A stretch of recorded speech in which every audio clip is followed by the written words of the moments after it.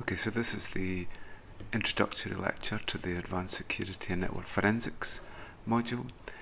The key objectives of this lecture are to provide an outline of risk and some of the terminology that's used, to give an outline of some of the range of threats that we are currently under, to have a basic overview of client-server connections. So a key focus of this module is the use of services, which are becoming a key element of an internet and or web-based infrastructure. So for this, we'll look at the common services that are provided with inside Windows and Linux, and then look at service-orientated infrastructures. And at the end, we'll provide a practical background into Windows and Linux for services logging and auditing. So the module itself has an associated VM image. So we have a Windows image and a Linux one. So we'll do some practical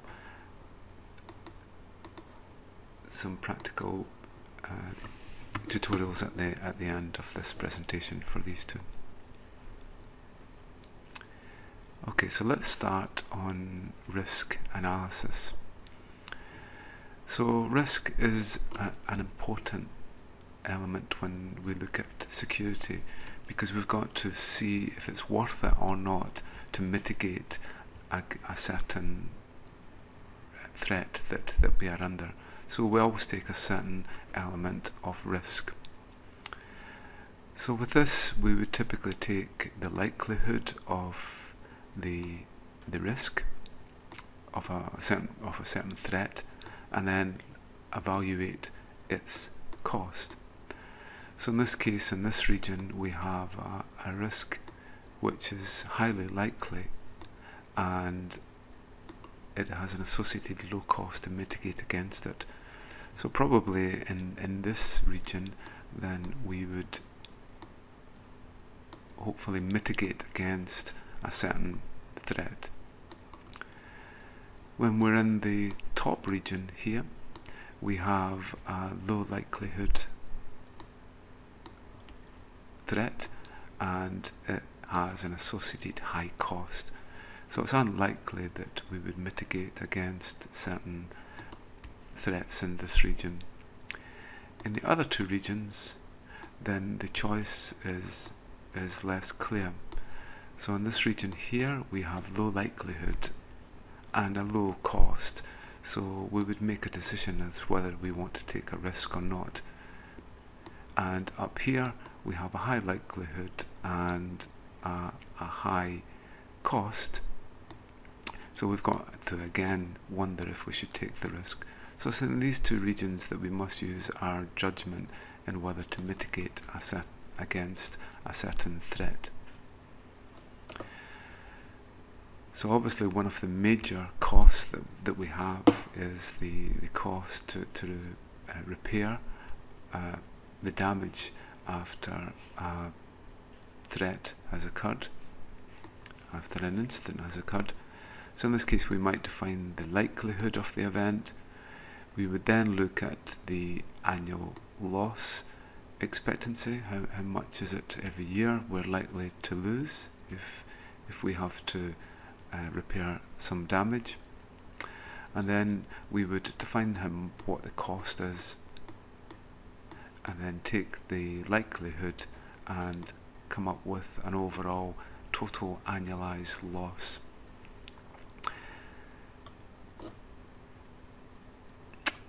With each element of a computer system, obviously the probability that an event will happen varies for the type of event it is. So in this case, we can see that programming input errors are highly likely, but we go right down the scale to an external power failure, which is much less likely to happen. So there are generally probabilities associated with each of the risks that we can have.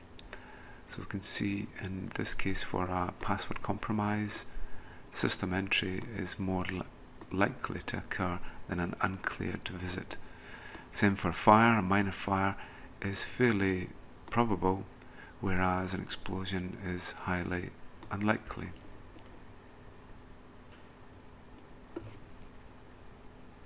So let's look at risk management.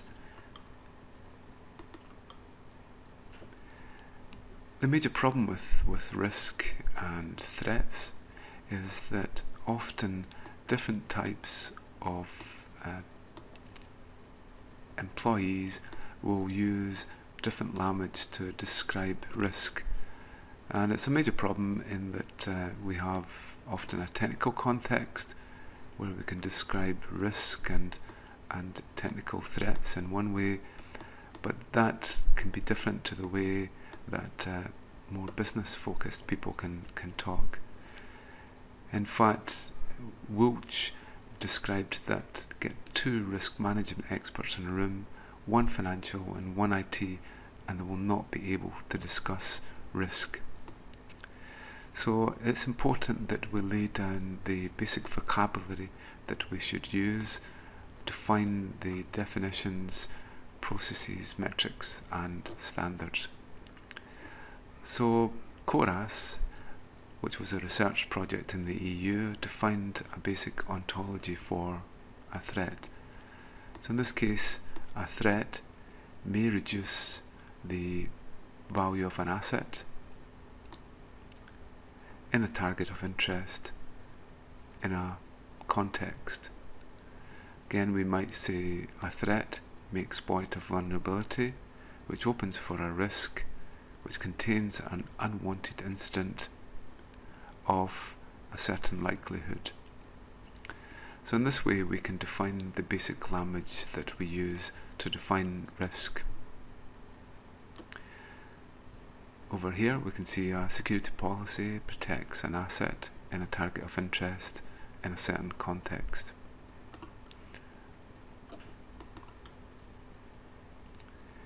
CORAS also defined risk management methodology. With this we have consultation, communication throughout the process, and there is a monitor and review cycle that goes on at the same time. So for risk management, we identify the context that we're going to work within. We identify the risk. We obviously consult and monitor. We then analyze the risks. What is the frequency of it? What are the consequences? And then for this we can define what the level of risk is. So with this we can go back to our probabilities of these risks occurring. Then we can evaluate them in some way, and at the end we can say whether we accept the risk or we don't. If we don't accept the risk, then we must treat it in some way and define a mitigation strategy. So along with defining an ontology to be able to get the basic definitions correct, we also need to define a taxonomy which will classify our subject and define the relationships between certain entities. So let's look at a security incident taxonomy that was developed. So in this case, a threat is achieved by attack tools for vulnerabilities with access, which results in certain objectives. So in this case we might classify a threat here, a hacker, spy, terrorist, and so on. And then the attack tools might be user command, script, autonomous agents, toolkits, distributed tools, data taps, and so on. And then these attack tools are used for certain vulnerabilities. So it might be an implementation vulnerability, a design one, or a configuration one. And then with access, might be access to files, processes, objects, invocations, and so on. And then the results could be related to the corruption of data, the disclosure of information, a theft of service, or even a denial of service.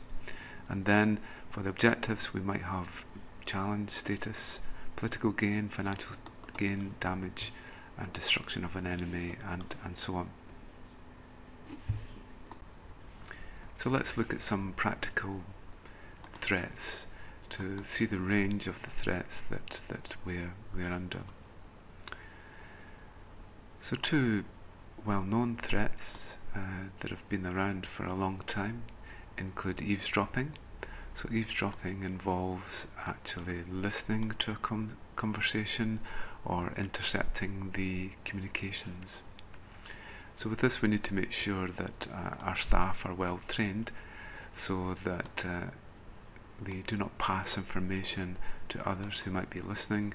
We also need to make sure that we have secure communications when we need it, to make sure that anyone with a tap on the line cannot actually listen to any of the communications. Logical scavenging is a major worry, especially as we're moving towards large-scale storage, and it's one of the top risks, and it typically involves scavenging through discarded media for data. Andy Jones and Professor Andrew Blythe from the University of Glamorgan analysed 300 disks recently and found that 34% of them actually still had personal information on them. So it's important that companies have policies on how to get rid of old computers and media which is not used anymore. Interference is another problem that we can have, especially if we have something like a wireless network. If we use communications which are based around wireless, then a malicious party might intentionally cause noise into the system which might reduce the quality of service on our wireless network. Along with this, we might have physical removal of the equipment and even damage of it. So it is very difficult to get any security into the system if someone actually removes the devices which are providing the security elements. We can also have visual spying. Visual spying involves actually someone watching a user for their keystrokes and their mouse clicks and so on.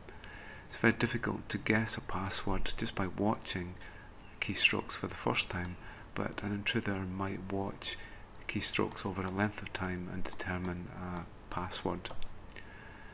We can also have misrepresentation. With misrepresentation, then we actually have a process of deception of the user, and it typically happens over a telephone where someone might phone a user and say that they are actually someone else, such as a system administrator asking for a user name and password. With this type of problem, often we make sure that our users are well trained and actually never give away the details. Trojan horses are a major threat for us. With a Trojan horse, we have the threat inside some other vehicle, delivery vehicle. In this case, we have a Trojan virus inside an email. So once the email is opened, then the Trojan might be installed and then could go off at some time in the future, which leaves us to logic bombs. With logic bombs, we have typically a dormant piece of software which will monitor and wait for a certain event to happen. So it could be triggered by the date, time, a certain user logging in, or it could be triggered from a control from outside. So logic bombs are a considerable threat to us. Then we can have malevolent worms. In this case, it is a piece of software which mutates itself and will typically reduce the quality of service on the network or on a certain device as it mutates itself. So we can see here in this case it might hog the CPU or memory, network access, or even accesses to the disk, and this generally reduces the quality service on the machine or the network. Viruses are a problem, and viruses tend to self-replicate themselves and will generally move from host to host. A particular problem at the current time is denial of service. With denial of service we have Eve here, and Eve might make continual requests to a web server, and unfortunately Bob gets a lower quality service because he tries to access it, but doesn't get the same quality service as he would, as Eve has reduced this. This is often mitigated against by setting up firewall rules which will block Eve's access to the site.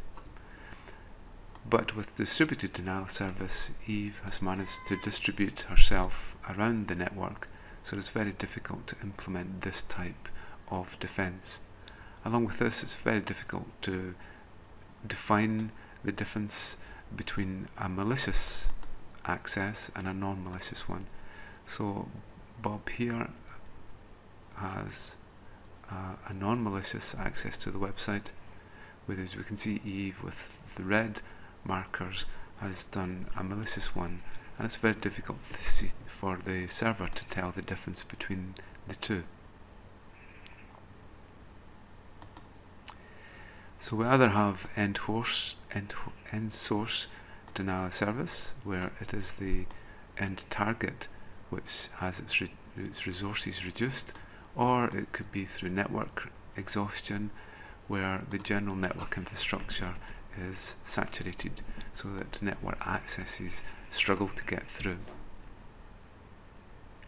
The mitigation strategies here we'll look at in the second unit. We might also get an active attack, and that normally involves inserting incorrect data to cause some problem which causes the system to act as it was not intended. So in this case we get what's called a buffer overflow, where the user has inputted a long string of data which causes the memory to leak into other areas. See again here the user ID has been made too long, which might exploit a certain vulnerability in the system. We'll look at this in more detail in Unit 2.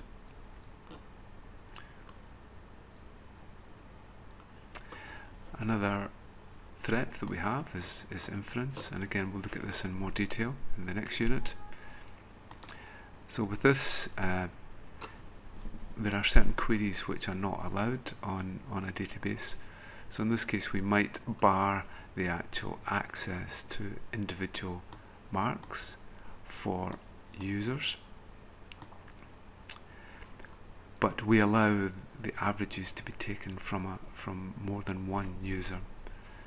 So in this case the intruder could actually determine the average marks by running 3 queries, finding the average mark of Bob and Alice, average mark of Bob and Eve, and the average mark of Alice.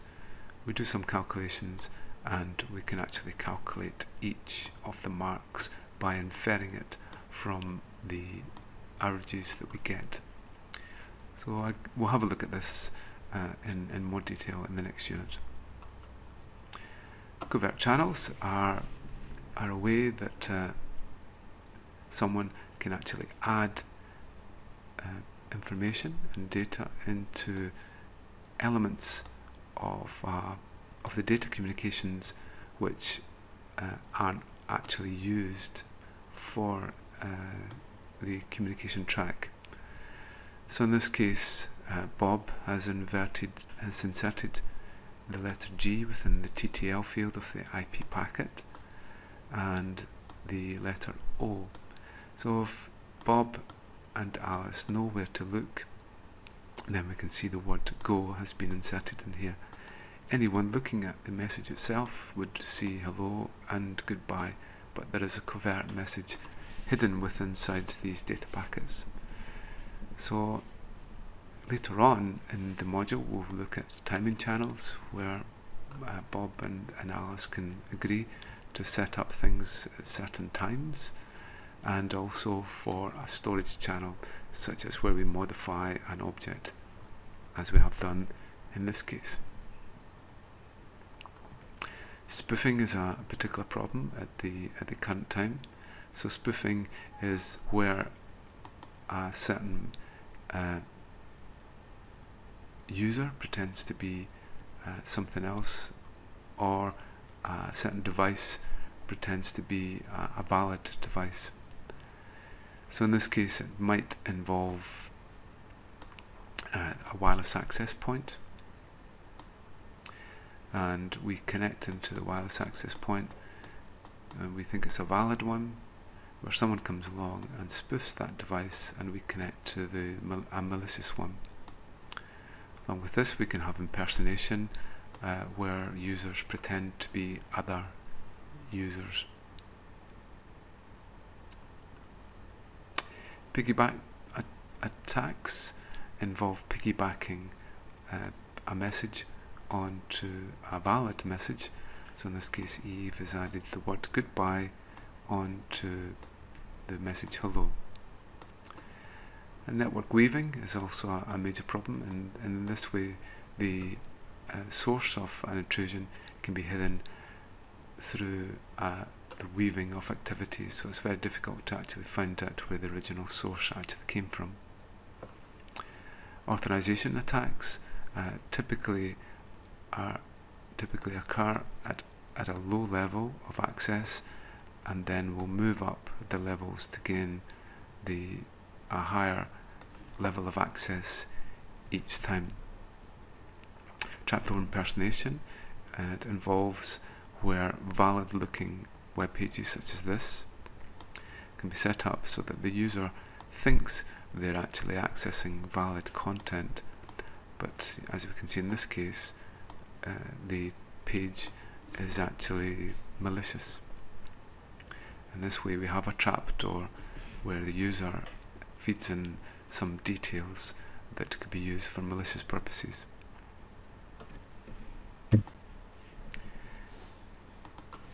Okay, so another key objective of the module is to look at services, and especially services within a service-oriented architecture.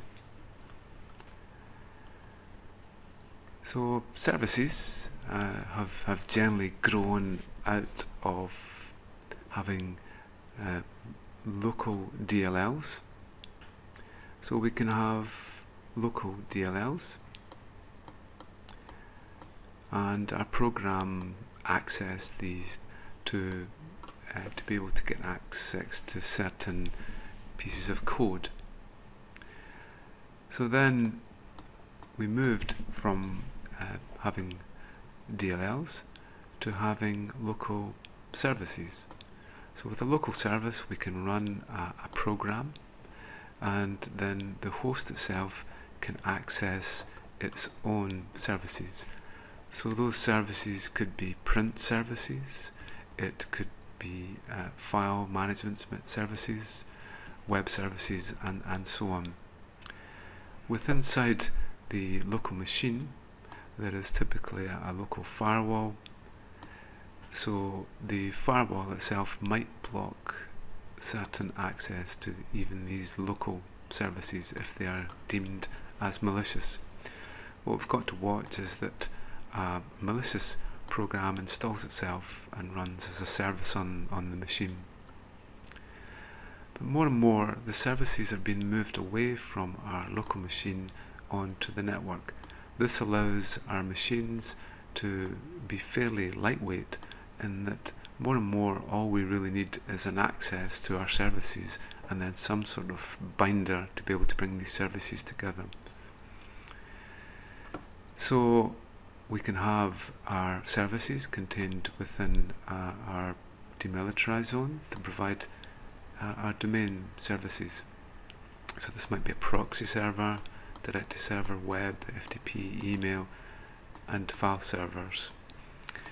And with this we might have a local firewall which might block access or not. Then we can have remote services, so if our organization doesn't have all the services that it needs, then it might use some external services. In this case we might have an external email server, web server, and so on. And again we can have another firewall in the way which could block the accesses or not. So for example, a typical service which is blocked is SMTP, which is an email relay. So it's very unlikely that we can actually get through a firewall on the SMTP port, because it's seen as if we could be sending spam email. And more we're moving also towards getting the services within the cloud. So in this case we have directory services, email, web services in our cloud architecture. So with this we can have static pointers to all these services. It tells us what IP address, what port it's on. With cloud services we don't actually know where they are, and at any given time we will be told that we can then access the service, which might be real or not. We get a pointer to it and the service exists at any given time when we access it. The basic concept that we have is that we have a local IP address for client-server communications, we have a local IP address, and we have a remote IP address. So these addresses allow us to get over the network to be able to deliver from one host to another. To be able to connect and get our data transmitted, we use the TCP protocol typically. And TCP involves setting up a TCP port, and it's typically a well-known port on the server. So a well-known port for a web server is port 80. And then we set up a host port which is unique inside our own machine.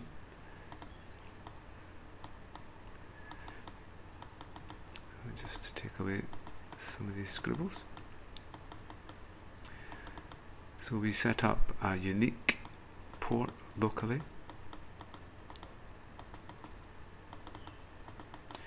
which isn't being used.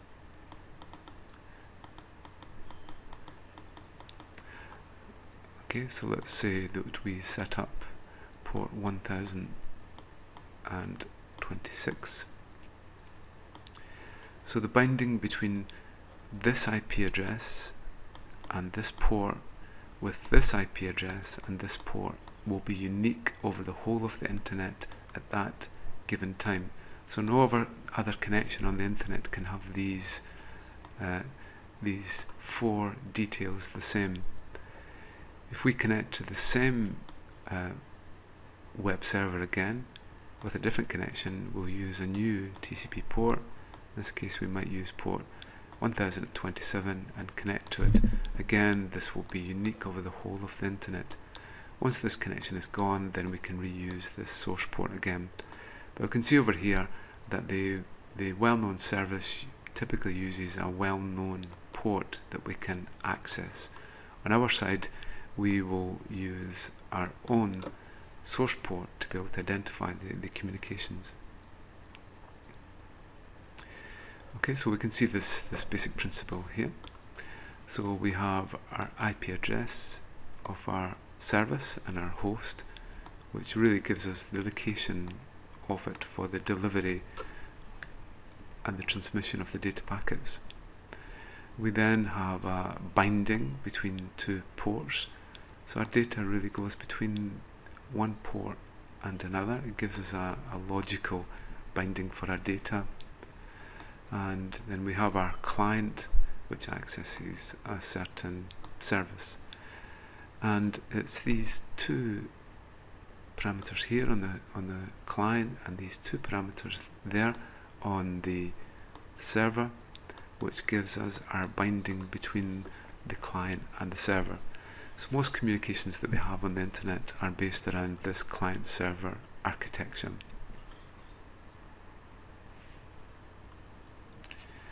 For the next generation of communications is likely to involve a web infrastructure, and we'll look at this in more detail in the later part of the module. And with this, users are typically mobile and can be logging in from many places around the network and not necessarily inside the organizational network.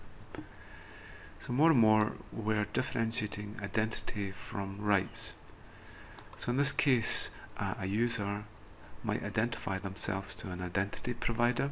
So in this case, the user provides their user credentials. It might be a username and password, or it could be a biometric method such as a fingerprint. And then the user gets a ticket back, which can be used to consume the services. This can be a federated identity management. So in this case, our organization might trust Windows Live as a login, or Google, or VeriSign. So there can be a number of identity providers set up that provide a trust level. So in the UK we have the Athens infrastructure, where anyone who is registered with inside the academic domain can log in through Athens, which is a trusted identity provider. Then with the ticket, we can then go to the service provisioning module, and we provide that ticket. The ticket is then checked for what it is we want, and how long the ticket is valid for, and the identity, and so on. And it also looks at the rights of the user to access the service. Once it has been agreed that they can access it, then the service might be created inside a service infrastructure, such as creating a web service. It could be virtualized, or it could be a real resource, or it might be to some storage. It could be the user's storage. Once it's invoked or created, then a pointer is sent back to the user, which will define where the service actually is, which port it is on, and so on, and then the user can actually consume it. So there'll be a time limit for the consumption, and then that service might not exist anymore. So we can see this is a much more dynamic infrastructure, that we can use different identity providers to provide their identity. We can have tickets that are valid for a certain amount of time, and then we can take rights away from users as required. So this gives us our next generation infrastructure, and we'll be looking at this in more detail inside the module.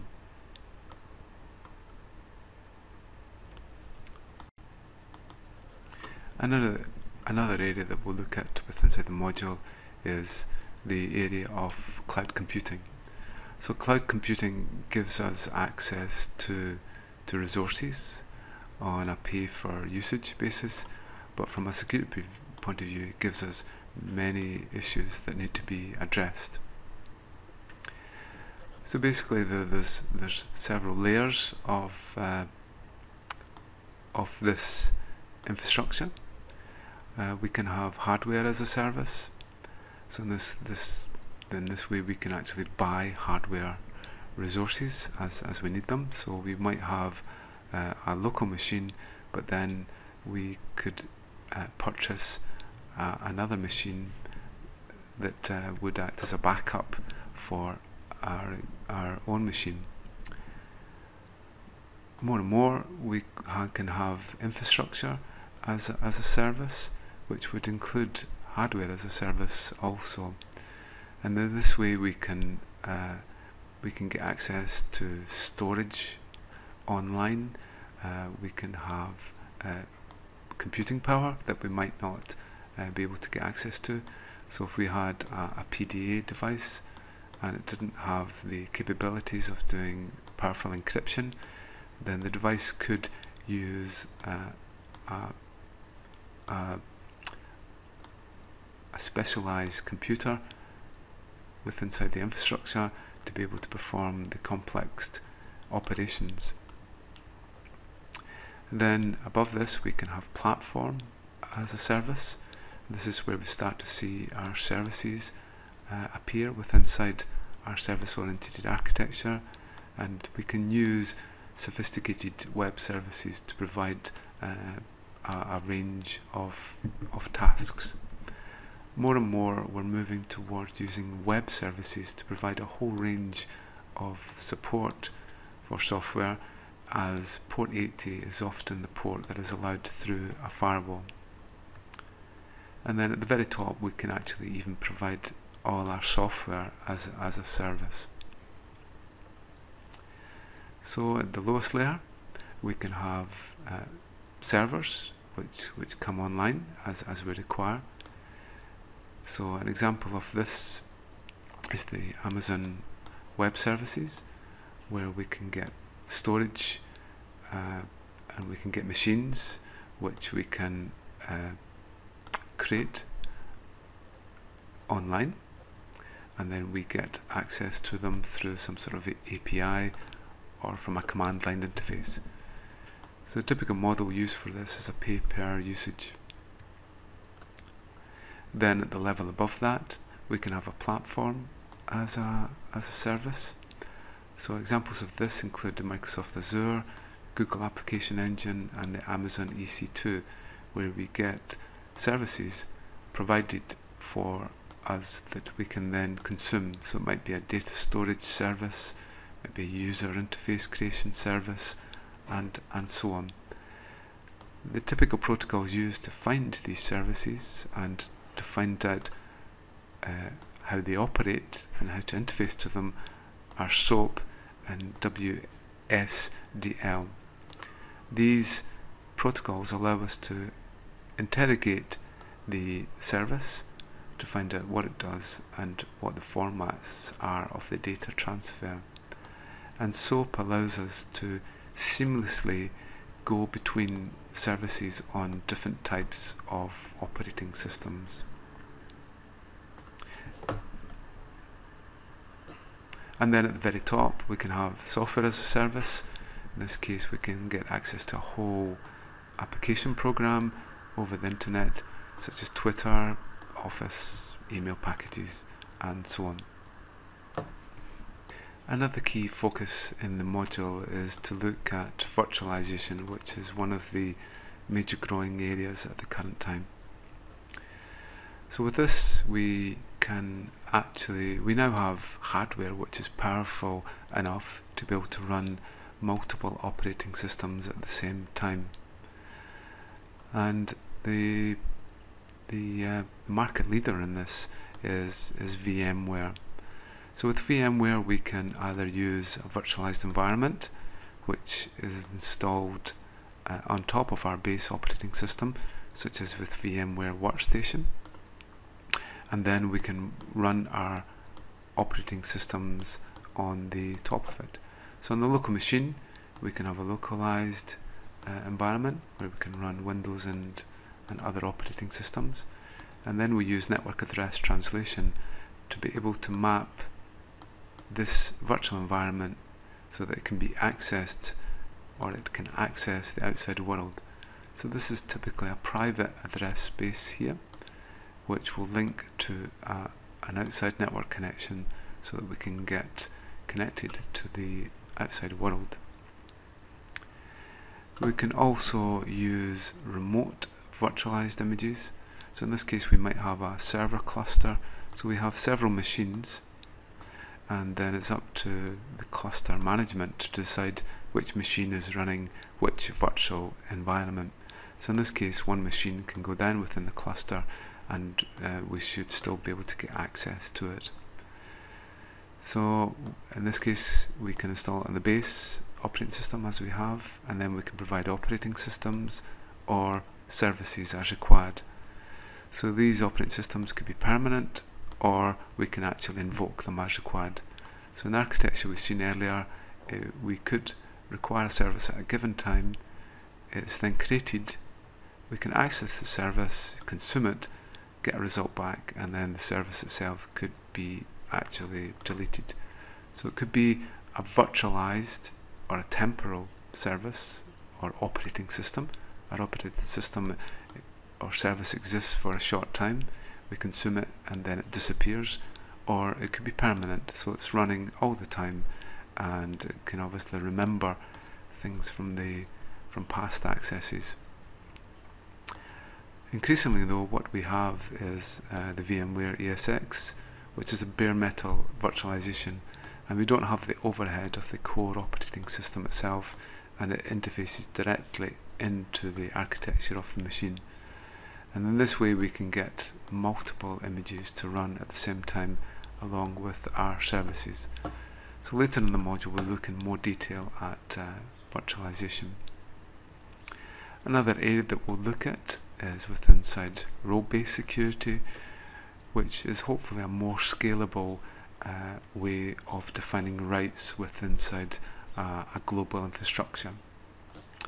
So with this we might have a domain, and we have roles with inside each domains, and rather than defining for a certain identity, we assign our rights for a certain role. So a researcher has a certain rights based on their role, and a teacher might have other rights. We can then define inter-domain rights. We expose certain roles from one domain into another, and we can have a policy in between which defines the rights that one role has into another domain. And we might also have a role of a guest. So this is an alternative to the other typical methods which we use for access control, which is mandatory access control, where we let the operating system define the accesses to our resources. And we can also have discretionary access control. In this case, a certain entity is owned by a subject, and it's up to that subject to give rights to someone else. So we'll probably find that a mixture of these types of access control makes an optimal infrastructure, but it looks like role-based security is an extremely scalable technology, especially when we're dealing with large-scale domains and domain interaction.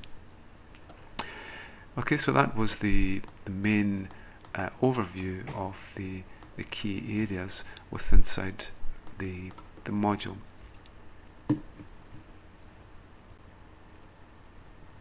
So let's now look at the associated lab for this lecture.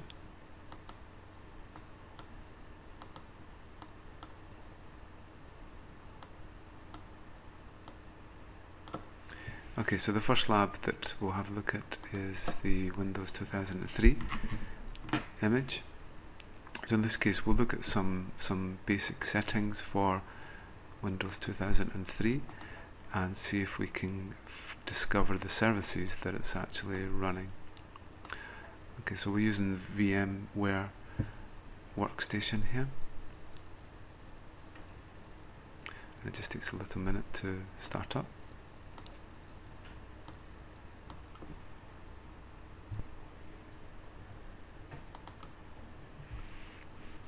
So the first thing we're going to do is we're going to discover the IP address actually on the machine. So what we see in this window is the local client, the local host, and we should see a VMware interface being set up. So it's likely to be this address here, 192.168.75.1 is our connection into the virtual image, and we should find that the VM image will connect into this subnetwork. This is a private address that we're using. Just takes a little minute to start up. Should get there.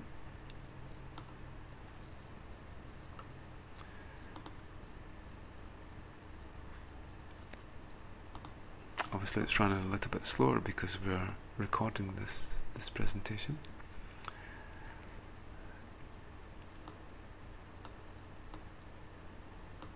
And there we go. So we'll just send a Control-Alt-Delete in there.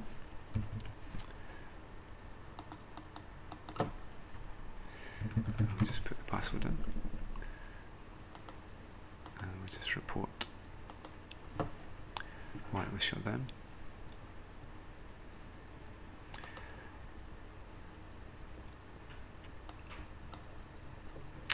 Okay, so it should be nearly there.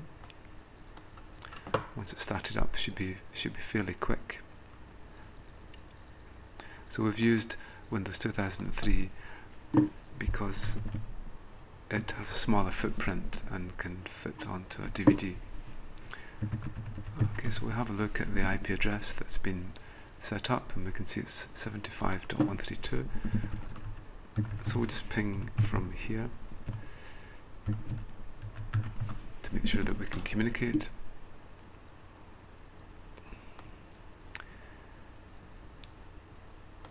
Should get there in a minute.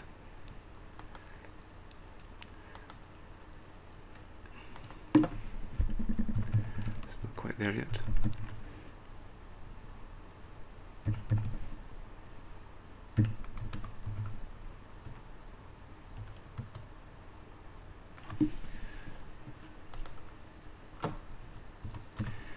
Okay, so that's us now communicating. So this is from our host into our VM image and vice versa.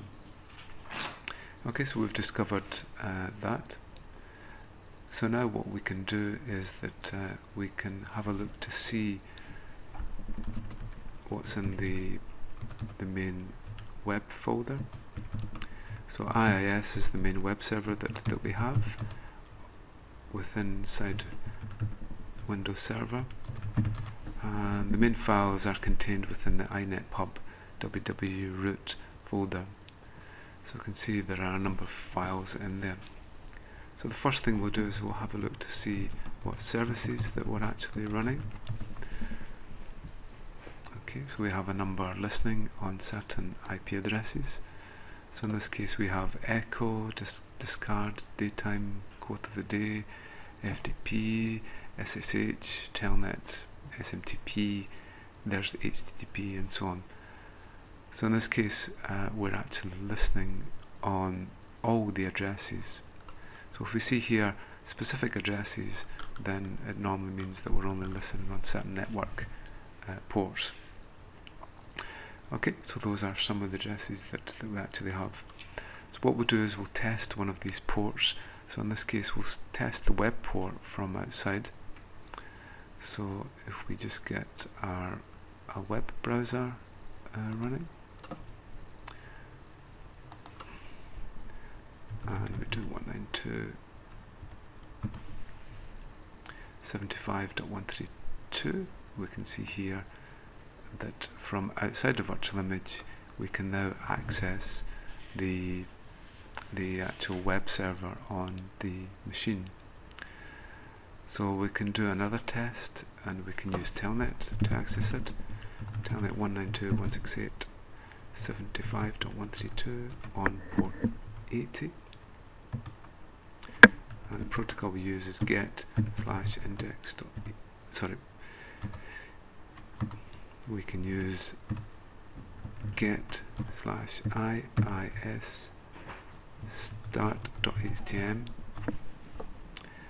and here we see the actual file coming back from the web server.